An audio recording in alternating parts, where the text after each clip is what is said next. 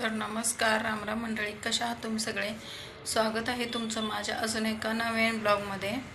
तर आता बघा, उन्हाळा तर खूपच पडत आहे आणि आपल्याला दुपारी असं वाटतं की काहीतरी थंड प्यावं, पण आता बाहेर जायचं कुणाला जवळ भेटत नाही. गावाकडं वगैरे आपल्याला कसं सिटीमध्ये असेल तर मग लस्सी वगैरे आपल्याला लगेच भेटते. तर त्याच पद्धतीने मी आज थंडगार मस्त घरच्या घरी कमीत कमी साहित्यात लस्सी बनवणार आहे. तुम्ही ब्लॉग कंटिन्यू करा. आणि आता बघा, आता म्हणजे दुपारची सगळी कामावरून झालेली आहेत आणि आता मी लस्सी बनवणार आहे. तर तुम्ही ब्लॉग आपला येईल 5-5:30 वाजता मी अपलोड करेल एडिट वगैरे करून. तर तुम्ही ब्लॉग कंटिन्यू करा आणि ब्लॉग पूर्ण बघा आणि ब्लॉग कसा वाटला ते सुद्धा मला कमेंटमध्ये सांगायचं आहे. आणि आपल्या चॅनलवर नवीन असाल तर लाईक, शेअर आणि सबस्क्राईब जरूर करा. ब्लॉग कंटिन्यू करा. तर इथे बघा, मी एक बाउल घेतलेला आहे आणि त्याच्यामध्ये 3 कप असं वाटी दही घेतलेलं आहे. तुम्ही दही घरी बनवू शकता किंवा बाहेरूनसुद्धा आणू शकता. डेअरीमधून आपल्याला इझिली मिळतं.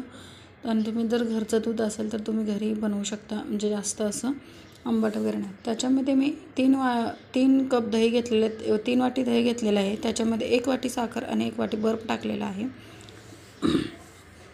आपल्याला इथे थंडगार बनवण्यासाठी बर्फाचा वापर करायचा आहे. आणि हे इतकं फेटाळून घ्यायचं आहे की एकदम असं मऊसूत झालं पाहिजे.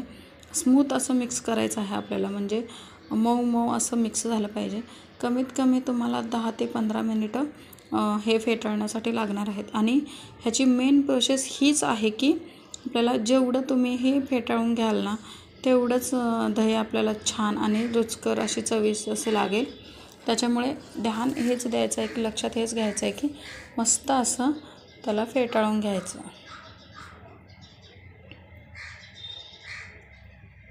तुम्ही रवीच्या सुद्धा साहाय्याने घेऊ शकता. काय ते तुमच्याकडे हे असे नसेल तर तुम्ही रवीच्या साहाय्याने सुद्धा घेऊ शकता, त्याने सुद्धा होईल.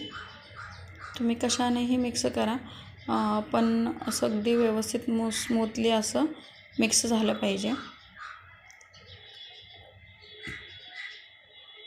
ह्याच्यात आपल्याला काही जास्त सामान वगैरे असं काही लागत नाही आहे.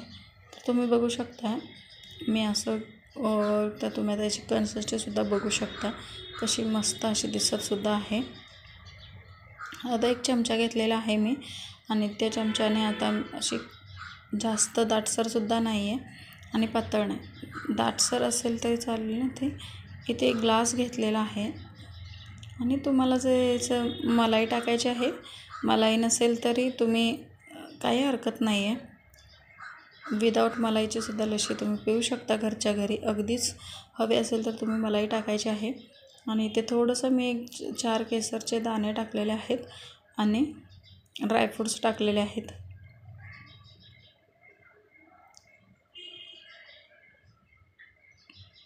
त्याची राहिलेली आहे ना, त्याच्यात मी थोडंसं कलर मिक्स केलेला आहे आणि तुम्ही ह्याला रोज फ्राजासुद्धा बोलू शकता.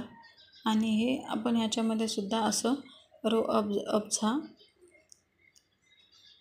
मिक्स करून मस्त असं लस्सी तुम्ही बनवू शकता.